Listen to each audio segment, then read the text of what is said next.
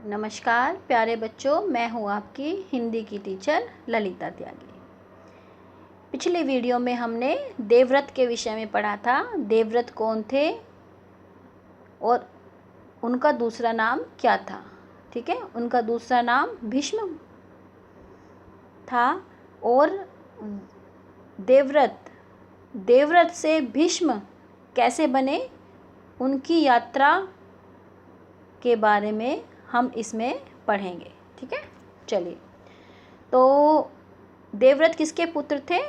गंगा और शांतनु के। ठीक है, चलिए। तेजस्वी पुत्र को पाकर राजा प्रफुल्लित मन से नगर को लौटे और देवव्रत राजकुमार के पद को सुशोभित करने लगे। अब राजा शांतनु गंगा के 8वें पुत्र को हस्तिनापुर ले आए। 4 वर्ष और बीत गए। एक दिन राजा शांतनु यमुना तट की ओर घूमने लगे तो वहां अप्सरा सी सुंदर एक तरुणी खड़ी दिखाई दी। तरुणी का नाम सत्यवती था। अब राजा शांतनु को गंगा के तट पर तो गंगा मिली थी, ठीक है, और यमुना के तट पर कौन मिल गई? सत्यवती। एक दिन एक सुंदरी सत्यवती नाम की यमुना के तट पर खड़ी हुई थी और वहां से शांतनु राजा गुजरे। तो गंगा के वियोग के कारण राजा के मन में जो विराग छाया हुआ था वह इस तरुणी को देखते ही विलीन हो गया। उस सुंदरी को अपनी पत्नी बनाने की इच्छा उनके मन में बलवती हो उठी और उन्होंने सत्यवती से प्रेम याचना की। सत्यवती बोली, मेरे पिता मल्लाहों के सरदार हैं, पहले उनकी अनुमति ले लीजिए, फिर मैं आपकी पत्नी बनने को तैयार हूँ।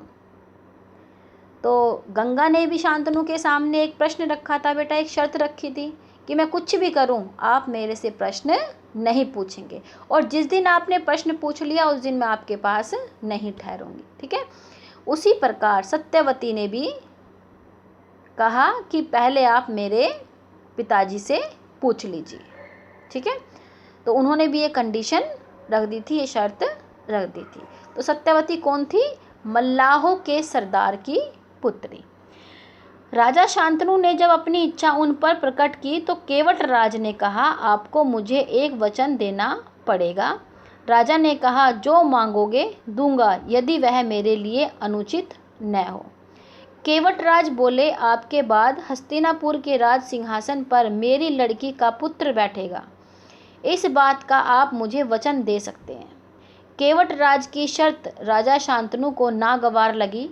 गंगा सुत को छोड़कर अन्य किसी को राजगद्दी पर बिठाने की कल्पना तक उनसे न हो सकी। निराश और उद्विग्न मन से वह नगर की ओर लौट गए। किसी से कुछ कह भी न सके, पर चिंता उनके मन को कीड़े की तरह कुतर कुतर कर खाने लगे। अब यहाँ पे बेटा सत्यवती के पिता केवटराज, जो मल्लाहों के सरदार थे, उन्होंने अपनी बेटी सत्यवती के साथ शांतनु का विवाह कराने के लिए एक शर्त रखी। वो शर्त क्या थी कि राजा शांतनु के बाद उनकी पुत्री सत्यवती का पुत्र ही राजगद्दी पर बैठेगा, गंगा पुत्र देवव्रत नहीं बैठेगा। ठीक है, चलिए आगे चलते हैं। देवव्रत ने देखा कि उसके पिता के मन में कोई न कोई व्यथा समाई हुई है। एक दिन उसने शांतनु से पूछा, पिताजी, संसार का कोई भी सुख ऐसा नहीं है जो आपको प्राप्त न हो, फिर भी इधर कुछ दिनों से आप दुखी दिखाई दे रहे हैं, आपको किस बात की चिंता है? अब इस गद्यांश में क्या है बेटा, अब जब केवट राज ने शांतनु के सामने ये शर्त रख दी तो राजा शांतनु दुखी रहने लगे। अब जब राजा शांतनु को दुखी देखा देवव्रत ने तो उनसे वो पूछ बैठे कि क्या बात है। यद्यपि शांतनु ने गोलमोल बातें बताई, फिर भी कुशाग्र बुद्धि देवव्रत को बात समझते देर न लगी। उन्होंने पिता के सारथी से पूछताछ करके उस दिन केवटराज से यमुना नदी के किनारे जो कुछ बातें हुई थी उनका पता लगा लिया। पिताजी के मन की व्यथा जानकर देवव्रत सीधे केवटराज के पास गए और उनसे कहा कि वह अपनी पुत्री सत्यवती का विवाह महाराज शांतनु से कर दे।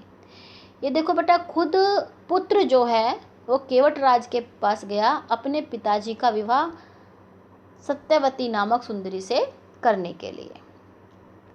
केवटराज ने वही शर्त दोहराई जो उन्होंने शांतनु के सामने रखी थी। देवव्रत ने कहा, यदि तुम्हारी आपत्ति का कारण यही है तो मैं वचन देता हूँ कि मैं राज्य का लोभ नहीं करूँगा। सत्यवती का पुत्र ही मेरे पिता के बाद राज्य बनेगा। केवटराज इससे संतुष्ट न हुए, उन्होंने और दूर की सोची। बोले, आर्यपुत्र, इस बात का मुझे पूरा भरोसा है कि आप अपने वचन पर अटल रहेंगे, किंतु आपकी संतान से मैं वैसी आशा कैसे रख सकता हूँ। आप जैसे वीर का पुत्र भी तो वीर ही होगा। बहुत संभव है कि वह मेरे नाती से राज्य छीनने का प्रयत्न करे। इसके लिए आपके पास क्या उत्तर है। तो बेटा, जब देवव्रत ने कहा, ठीक है, मैं आपकी शर्त मांगता हूँ, मैं राजा शांतनु के बाद गद्दी पर नहीं बैठूंगा, तो केवटराज ने कहा, मैं इस पर भरोसा कैसे कर सकता हूँ। आप नहीं बैठेंगे, आपके पुत्र बैठेंगे। ठीक है, तो ये शब्द केवटराज ने देवव्रत को कहे। तो केवटराज का प्रश्न अप्रत्याशित था। उसे संतुष्ट करने का यही अर्थ हो सकता था कि देवव्रत अपने भविष्य का भी बलिदान कर दे, किंतु पितृभक्त देवव्रत इससे जरा भी विचलित नहीं हुए। गंभीर स्वर में उन्होंने यह कहा, मैं जीवन भर विवाह नहीं करूंगा, आजन्म ब्रह्मचारी रहूंगा। मेरे संतान ही न होगी तब तो तुम संतुष्ट हो। ठीक है बेटा, अब यहाँ पे छोटे से देवव्रत ने क्या प्रतिज्ञा की बेटा, कि मैं जीवन भर विवाह नहीं करूँगा, ब्रह्मचारी रहूँगा और मेरे कोई संतान ही नहीं होगी। ठीक है, तो इसी दृढ़ प्रतिज्ञा के कारण देवव्रत को भीष्म कहा जाने लगा। ठीक है, ये भीष्म प्रतिज्ञा अर्थात कठोर प्रतिज्ञा देवव्रत ने ली थी, इसी कारण देवव्रत का नाम भीष्म पड़ा था। किसी को आशा न थी कि तरुण कुमार ऐसी कठोर प्रतिज्ञा करेंगे। देवव्रत ने भयंकर प्रतिज्ञा की थी, इसीलिए उस दिन से उनका नाम ही भीष्म पड़ गया।